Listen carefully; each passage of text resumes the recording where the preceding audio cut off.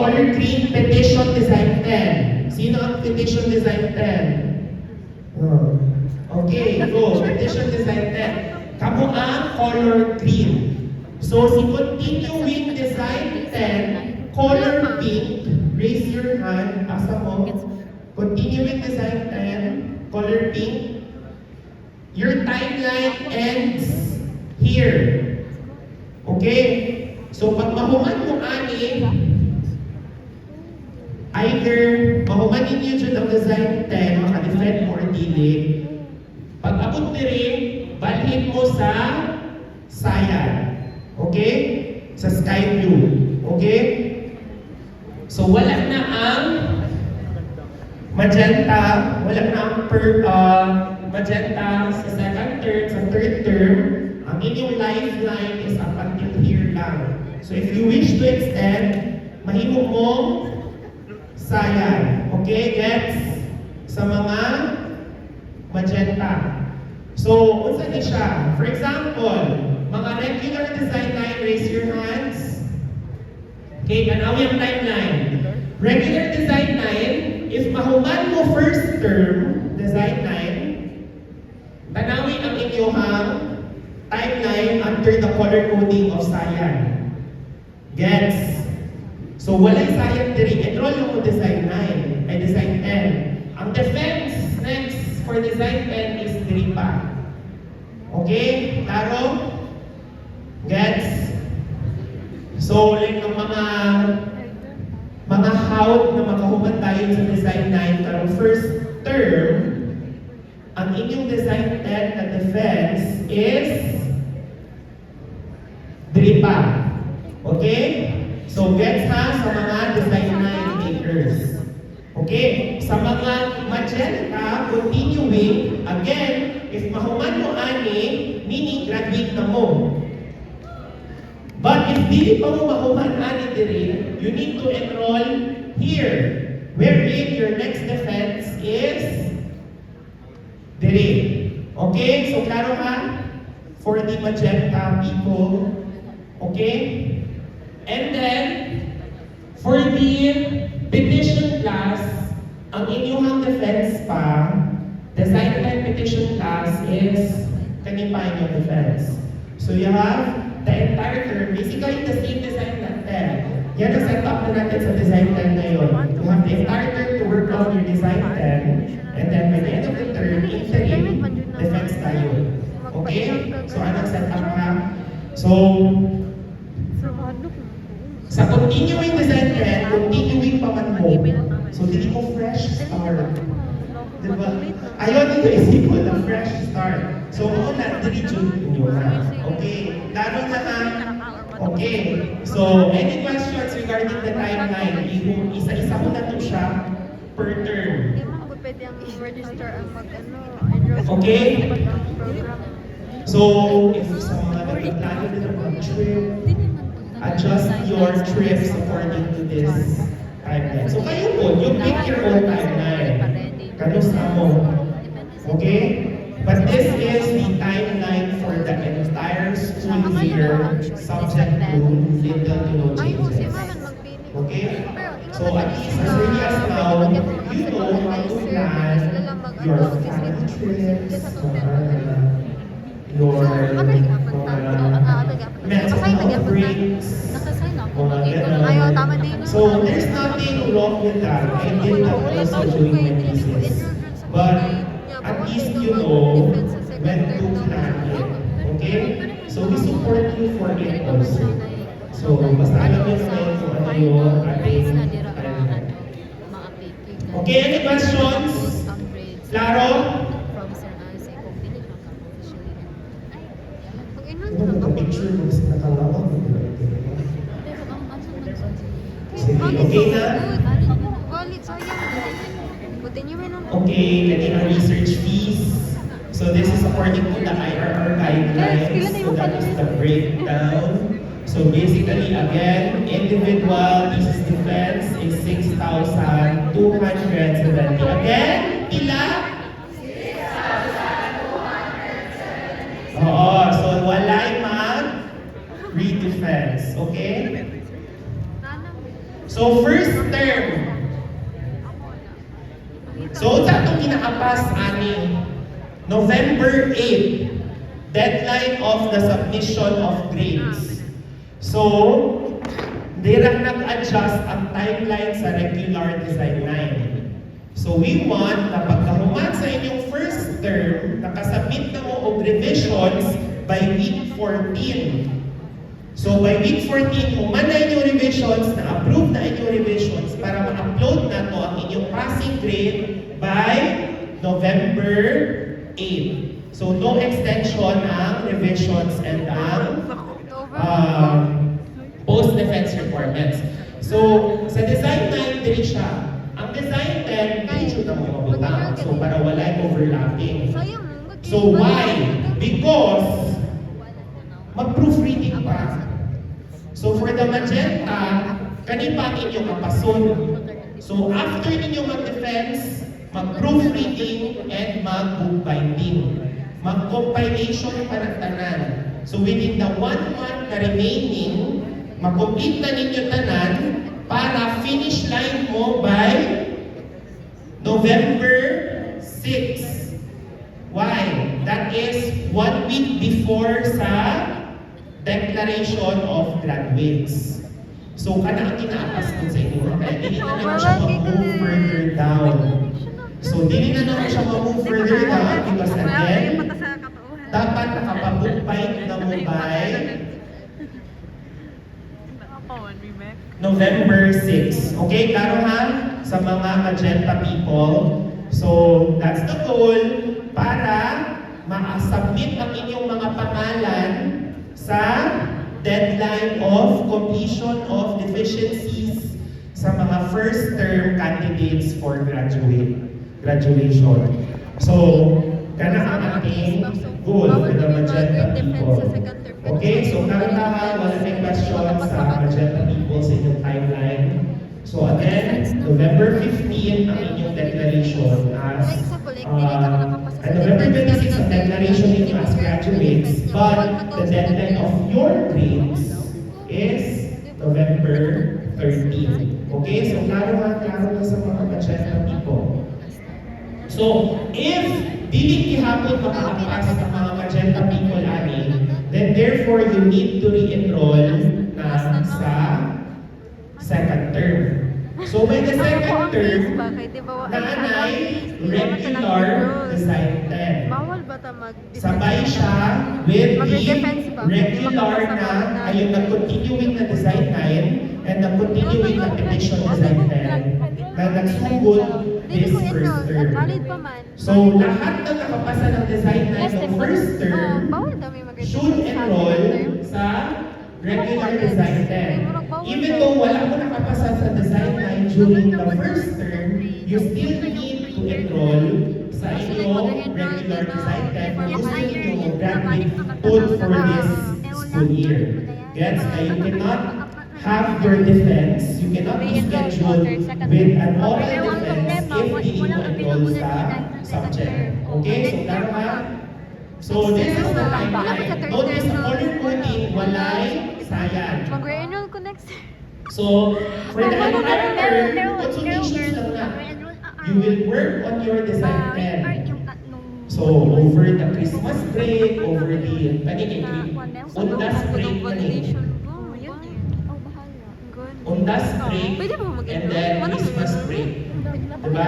So, during those times, you can work on your thesis, consultations na June, and then at the end of the school year, week 1, mag-deadline tayo ng design Ay, 10. ano naman si Shi? Okay? Sobra naman. So, week 1 sa third Nag-enroll term, kasi siya. deadline tayo Sobra naman ng yung... design Sabi 10. man tayo, lasing classmate. Ay, Okay? sige. Ako nga. So, kani, sa mga mag-redefense sa design 9, katong mga enrolled karon na design 9, kung nabagsak mo or wala mo ng defense karon na term, ang inyong schedule is kaning yellow. Interim is November 23, and then your defense is Tama within day, this tama week. day. Unang ng design 10, design 10 na Tama. defense. Okay, so klaro? Any questions diri? Wala? Okay? So si regular design 10, kailan ang defense? Ay wait lang. i-tackle na to ang continuing petition design plan.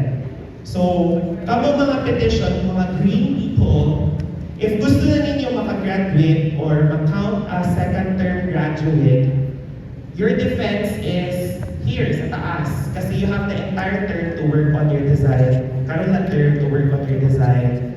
10. And then your interim is at week 1. Yan yun ang setup always ng design 10. You have the entire term to prepare, and then the following term, week 1, deadline agad.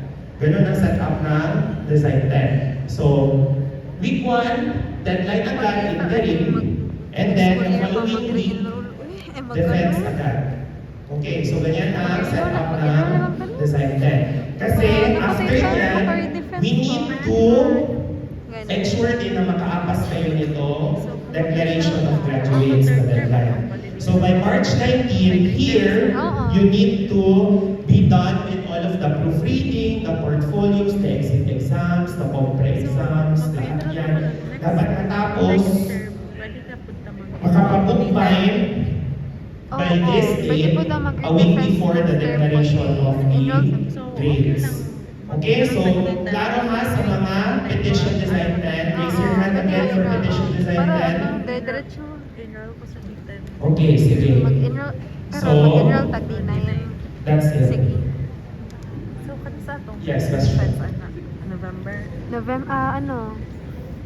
October ang interim. So, Ayan. dili na sa ano na. Kasi mga kung end of term mo karoon mag-defense, proofreading ano man, mo tayo sa continuing na, Diba? Wait lang, so unsa to? Okay, extension siya. Ano, Kay nahiman na doon sa, no matter sa kanila. what, no matter when siya karoon ng term, Wala, sa karoon ta karoon. due to proofreading and bookbinding, next term. Ay, second term pa man na. First term man dapat na. Okay. Second term man na. May advance ang. Oh, yeah. Yes, May graduates. So, kung mag-re-enroll ta, Okay. wala kayo, ano? Wala pa yung schedule na i-post? Or... So for the third term, this is the last term. So, Puro mga continue. tanang karon pa ng-take ng design 9, this is when you would take your design 10. Kamu na itong sayang. Diba? So, pag nahuman ninyo yung inyong design 9, on the first term or second term, ang inyong design 10 is here. So, i-strategize yun ninyo inyong timeline. So, on week 1, day 1, school, deadline na yun for design 10. And then, defense agad yung week 2, 3, and 4. Okay, klaro. Why? Bakit ganun ka early? Kasi di ba actually dapat the previous term pa mo nag-defense. Pero in the previous years, nilidyo siya the ideal output kung within 14 weeks lang. So within 10 weeks, ang design 10, nilidyo siya polished. Diba? If within 14 weeks. So that's why 14 weeks for you to prepare plus the third breaks. And then, by then, for sure, buwak mo kayo ng mga outputs based on the outputs of previous na mga batches. So why? Kasi we need to take into account your others na kailangan kumanon. So, the thesis is to give you time to finish all of this. Your correlation, your exit exams, your Kosh and Bosch, your seminar, your plant tour, internship, proofreading, bookbinding, and OJT portfolios and seminar portfolios. So, for those aiming sa mga design time karon, those aiming to graduate on time, kanang-tanan ang inyong humanon sa third term. So that's why thesis ang first out of the way para kaning naamoy time for others requirements. Okay, so klaro, no questions? Okay? So, when is the deadline for your bookbinding for those aiming for third term graduation? Mag-enroll na lang siguro, Miss. July 2. July 2, 2027 ang deadline ng bookbinding for those aiming for third term graduation. The deadline of the graduation is on July 9. So, that is a week before. So, take a screenshot, take a picture of the timeline, possible timelines ninyo. So again, for the first term candidates of graduation, November 13 ang pinakatanda ng grades. March 19 for the second term na aiming for second term. Yung dalawa na yan, November 13 and November March 19 mag-graduate on May 28 ang tentative graduation. And those who will finish on the third term, your graduation is on September 24, 2027. So 2027 din talaga, except for November 13. November 13, 2026. March 19, 2027. May 28, 2027. July 9, 2027. September 24, 2027. So, okay, layo-layo pa, pero ayaw po dyan procrastinate. Kaya naman yung tayo mga requirements. So, what are the requirements? Okay, so this is our process every defense. So first, we have your pre-defense requirements. So if you recall, kapag mga continuing design 10, ang deadline sa ilahang pre-defense requirements kay last July 31, diba, last week. So, ang pre-defense requirements is ORD7 signed by our advisor and the accomplished online form for request of defense. So, yung dalawa, June, ayaw pag tinanga na isa lang buhati. Kanang duha, June ang buhaton. Okay? So, klaro ta ha? Next, pag maka-request for defense na mo, your next step is to submit for the interim deadline. So later, ma-discuss natin further anong contents ng interim deadline. Then third is the actual conduct of the oral defense. So, unsang ganun na your presentation materials, the evaluation forms, yung mga forms na kailangan pirmahan ng panel, as well as your video camera.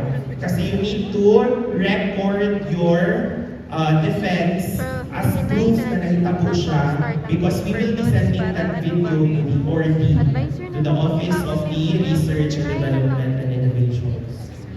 And next is after, pag mahuman mo sa defense, if pasado mo, you will need to submit your revisions. If no revisions, just email your professor na no revisions. Pero if you have revisions, you need to comply revisions.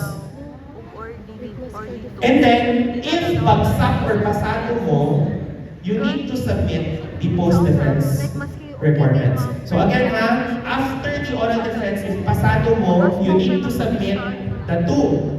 If bagsak mo, you need to submit the post-defense requirements. So maski bagsak mo sa defense, you need to comply with the post-defense requirements. Okay? So, take a picture. This is our process every defense. Okay? So, dili mo ma-schedule for defense if wala ning duha. And then, if pre-defense mo or humana mo sa design 9, dili mo ma-schedule for pre-defense or design 10 if wala po ninyo ni na comply. Okay? So, muna siya clearance ba? Na na-ay post na requirements. So, in the middle sa interim deadline, naani siya na mura waiting time. So, mauna early ang request for oral defense.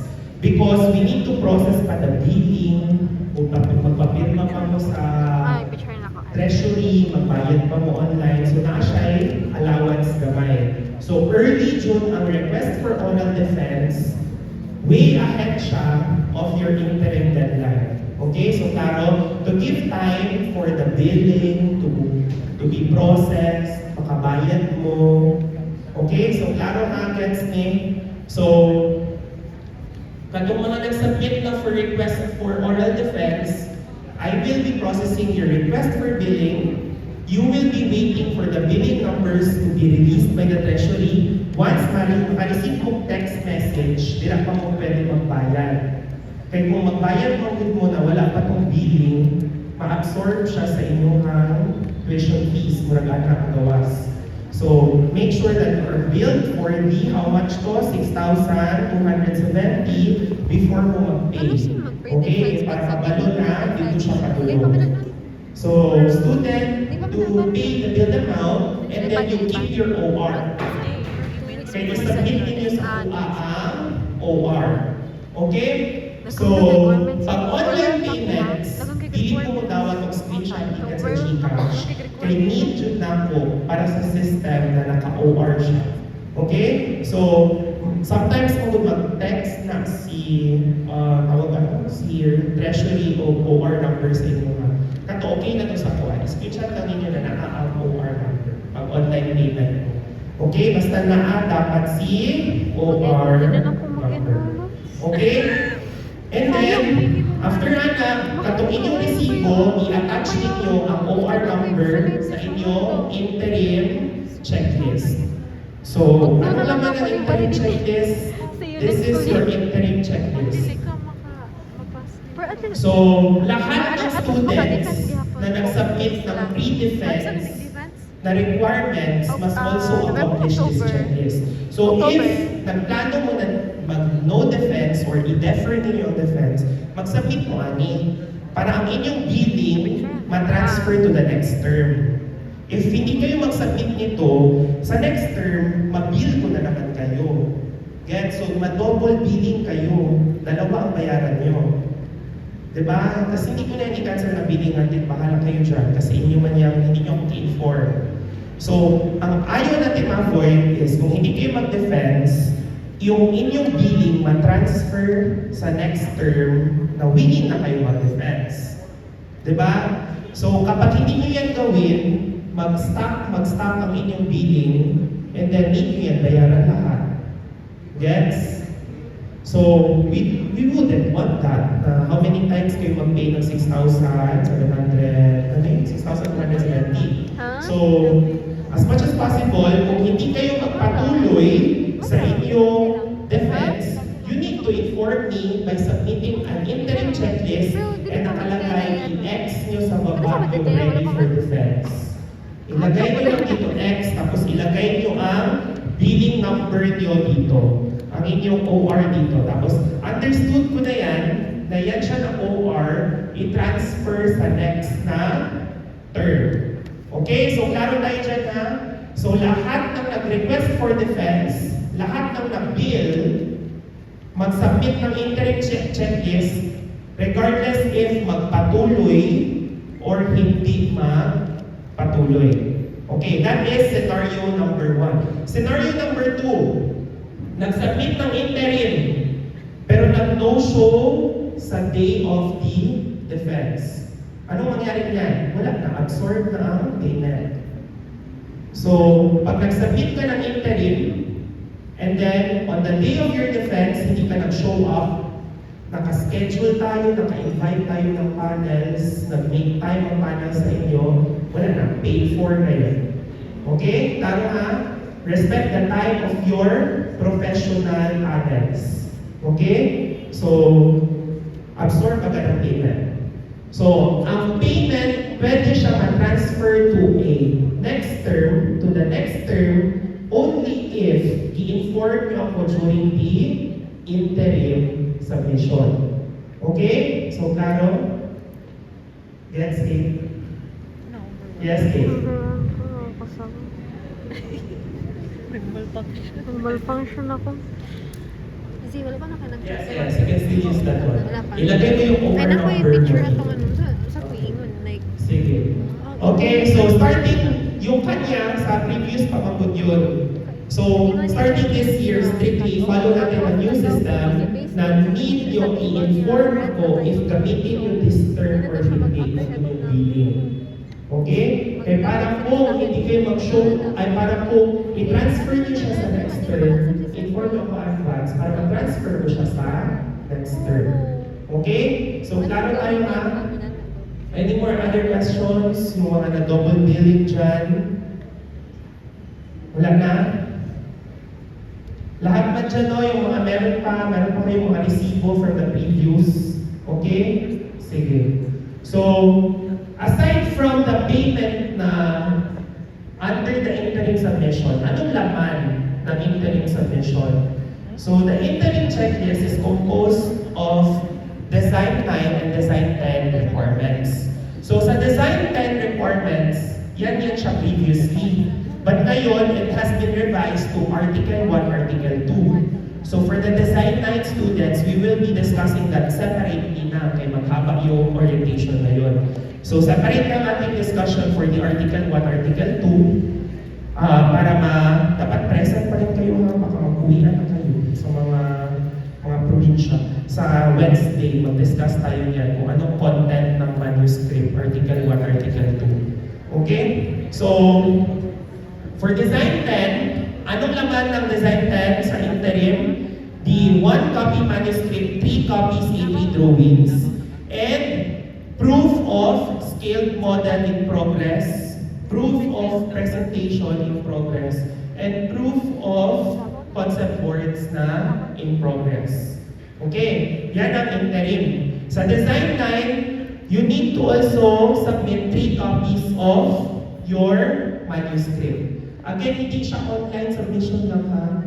Naka-print na siya. Naka-hardbound na siya. So meaning, balikan natin yung timeline. Paano ito iba?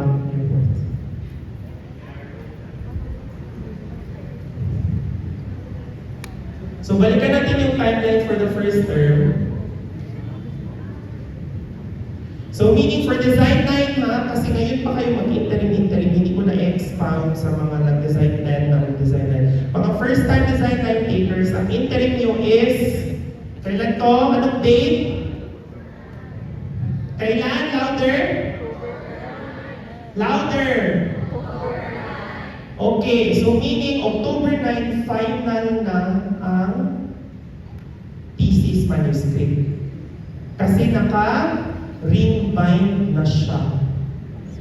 Wala na kayong i-edit dyan. Yun na yun. I-submit nyo sa amin, naka-ring bind na siya. Tapos na. Tapos na ang thesis.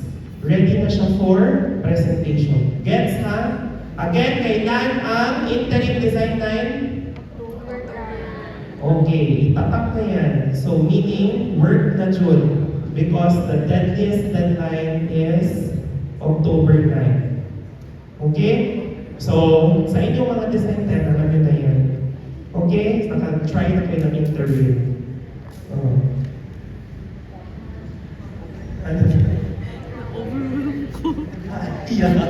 Ayan, extend pala yun kay my earthquake. So, what do you need in English? Mag-earthquake na naman. Dito, no, sa day ng inyong interview, ang inyong... Ang printer stock.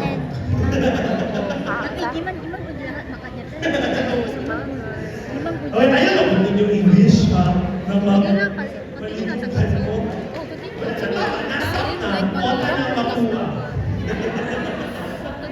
So, pwede ba kung Pata na. Pero ingat mag-machine kay So, sa mga Design 9 this year, again, your interim is October 9. Okay? Inter pa man mo naman. So, folks, sa mga kamo, pag naman na mong Design 9, ang Design 10 na sa ninyo na interim is November 23. So, basically, you have one chance to take your Design 10 this year. That's it. And then, graduation na lang. Okay? So, same na dyan yan, every year. Let's ikaw, let's focus na sa iba para mauma na din mo yung mga para ano, pag kamay-kamay na lang. So, again, ito ang interim. I-upload ko lang ito kung ano ang complete requirements sa Teams. So, yan ang list. Design 9, 1 copy of the ORDI 2, ORDI 3, merged yan from weeks 1 to 10 agad, ORDI 7, and then tatlong forms for the evaluation sheets. Ito din, ito malagod din. Lahi magod ang form para sa panel chair o form para sa panel members. I-make sure ninyo na not-yung copy ang panel chair. Okay? And then separate mo ng form for the panel members. And then 3 copies of the manuscript, naka-ring bound na siya dapat. Complete siya, ready for presentation. And then, Proof of compliance with post-defense requirements from the previous term. So if nag-defense na mo, or nag-defense mo from previously, dapat meron kayong proof na kompleto ang post-defense requirements previously. And then 7, the proof na nag-email na kayo ng manuscript online. Next for design 10, ito, ang na-add lang is 1 copy of the manuscript and 3 copies of the A3 drawings. Plus the email of the soft copies of your manuscripts and drawings for the external panels. So yan ang mukha ng evaluation form. Iba ang evaluation form ng para sa panel chair. Ang sa panel chair, madaming magpirma. And then ito ang evaluation form para sa panel member. So isa lang magpirma, ang panel member lang. Okay? And then si panel chair, nandito nakalagay ang average and merong verdict. Nakalagay dyan kung approve with minor revisions, approve with major or redefense. Okay, so iba ha. Ito 1 copy, ito 2 copies, ito 3 copies. Okay? So each panel should have a comments na paper. Okay? So klaro tayo ha? So post-defense requirements checklist, ito lahat. So basically, i-remind ko lang din kayo pag natapos na. So make sure na kompleto yung lahat ng signatories. And then of course, the official receipt of your research fees. And then, i-point out ko lang na meron tayong dalawang approval sheet. So meron tayong institutional approval sheet and meron tayong departmental institutional sheet, approval sheet. So for the departmental na approval sheet, yan yung inyong ipasign na na-approve inyong revisions every after defense. Ang institutional na approval sheet is yan yung i-attach nyo sa book binding. So i-guide ko lang kayo niyan, basta iba ang approval sheet. So this is completion requirements, this is our flow. So once natapos na kayo ng design 10, naka-defend na kayo ng design 10, you need to comply with the departmental revision approval sheet. Dapat fully signed din siya by the panels. So once ako ma-receive ko na kompleto na yung pirma niya, na-approve na yung revisions ninyo, proceed na kayo agad with the proofreading phase. Dati, meron pa kasing ORD 13. Ngayon, wala nang ORD 13. Diretso na proofreading pag once approve na lahat ng inyong revisions. So, after revisions, diretso proofreading. So, this will be done by the advisor and the student. So, later, mag-discuss ako shortly about that. And then, after, paminaw, sa sa design 10. Kaya sa inyo kami. So, and forecasting me for the design 9. So, after the sign na ng revisions, na-approve na ang revisions na sa panel, mag-proofreading mo sa inyo, kamundo ka sa inyong advisor. And then after, ma-release ang proofreading certificate. Pag naana ang proofreading certificate, ikompleto ang flash drive. Ibutang ang na-proofread na manuscript sa flash drive, tanang or the forms ilagay sa flash drive, ang mga video recording, lahat ilagay sa flash drive compilation. So later, i-list ko anong laman ng flash drive compilation. And then, i-receive sa course facilitator. So the course facilitator will check the contents of the flash drive. Tapos pag once kompleto na ni, i-endorse na siya for book binding. Book binding is also a long process. Kaya ipabilin siya sa bookstore nato and then i-wait until mahuman ang book binding. And then after pag na-receive ninyo na naka-hardbound na siya, i-endorse nato siya sa library. And then pag once na-endorse na nato sa library, dira kami ma-upload o passing grade. Okay, so, pero pag mabitin na din sa endorsement sa library, pag once ma-receive na po ang book binding, the goal. Makapabook pa yung club June. Okay, so klaro ha for both Design 10 and Design 9. Gets na sa process. So kanito atong buhaton within the 1 month after sa inyong defense. So kani ang approval of thesis defense, of thesis proposal, kani ang atong departmental na format. So pag once okay na ni tanan, ang issue lang muna ni some of the external panels dili magpirmaan. So basta okay na sa panel chair, sa everyone, gina-approve na nako. So kani ang revisions na approval. Lahi po ang nawong sa institutional. I will guide you kung saan nawong buhod na pag nag-abot na tadira. Pinaka-last na phase. So, proofreading. Kadali lang, proofreading para kabalo ang tanan. Samot na sa mga mag-design 10 and sa design 9 para ma-forecast ninyo na naay-ani na phase and na-approve mo yung bayronod para ani. 300 pesos for the Grammarly. Tama ba, Sir Marks? Yes, 300 pesos for the Grammarly. So, na ay Grammarly account na institutional during the proofreading phase na i-avail ninyo para maka-proofreading mo. So, naa siya grade. So, as much as possible, Grammarly score should be 95% and above. Di pwede mag-below 95. So, magpakita mo o Grammarly certificate na ang average is 95% sa inyong course facilitator. And then aside from the Grammarly certificate, need po ninyo ma-attain ang less than 10% na Turnitin report. So, karon sa mga taga-design 9, dili lang siya relevant sa design 10. Sa design 9 po, kay as early as now, maayo if ma-avail ninyo itong Grammarly something para habang ginabuhat ninyo inyong manuscript, 95 above na dyan mo.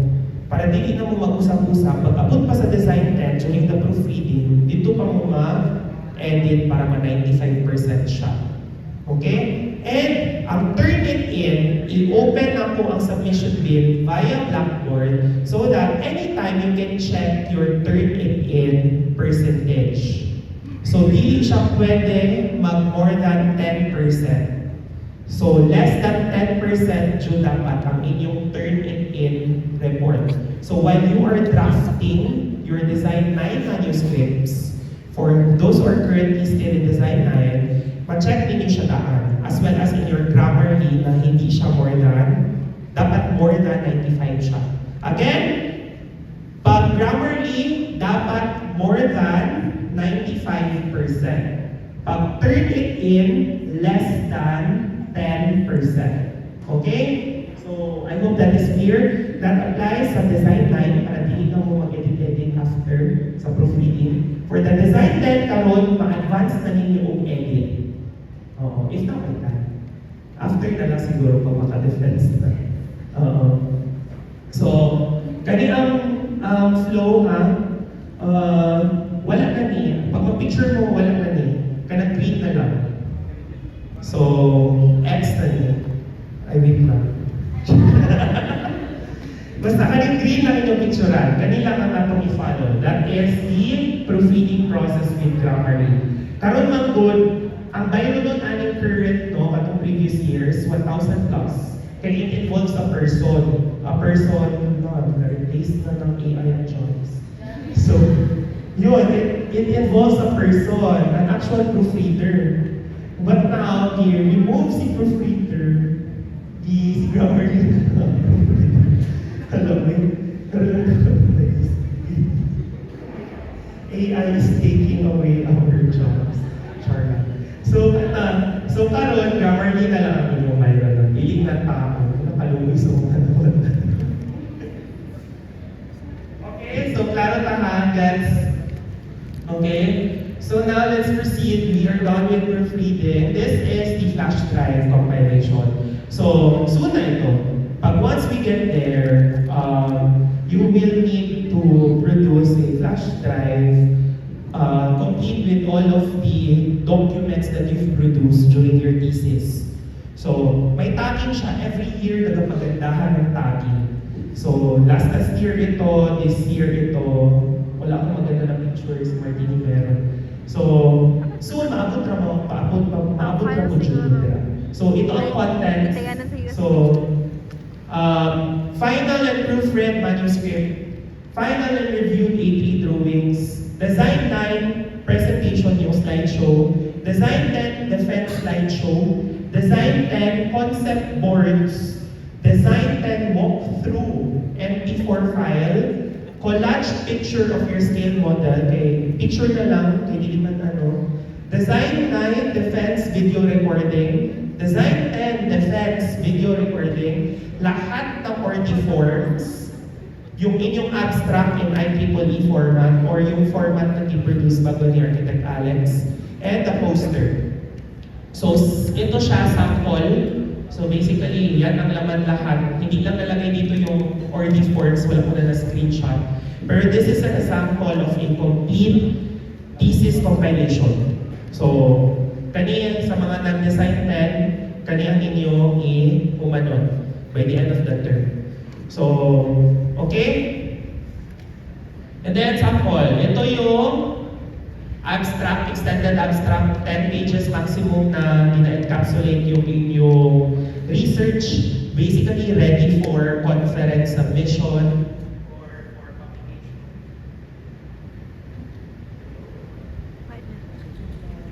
End of discussion.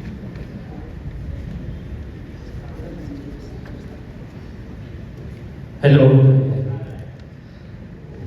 So, ito yun.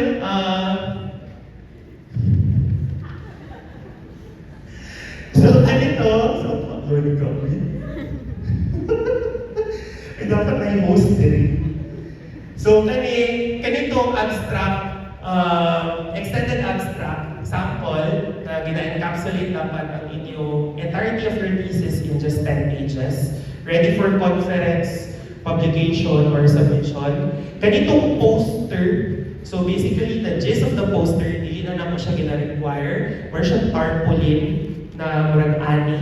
So si Orly, magod every year, nag-conduct sila ng event, same ani. Murag last week, dili siya i-conduct na murag tanang research posters kay ipa-print nila and ipa-exhibit. So wala na kayo talaga participate ani. But required gihapon na mag-prepare og soft copy, just in case. Okay? So that's it for the final design 10 compilation. So, and then, pag once na-complete ninyo itong mga flash drives, na-complete ninyo itong mga proofreading, you will be endorsed for book binding. So, yan ang requirements nila. The institutional format for the approval sheet, the flash drive working files. Ang magpirma sa approval sheet is si Dean and imong advisor. So, si Dean na siya, wala na siya ng final. Nasubmit na kay Dean. Wala na pa. So, flash drive, working files, proofreading certificate, and of course, the abstract, the extended abstract. So, I think that's it. Kato lang.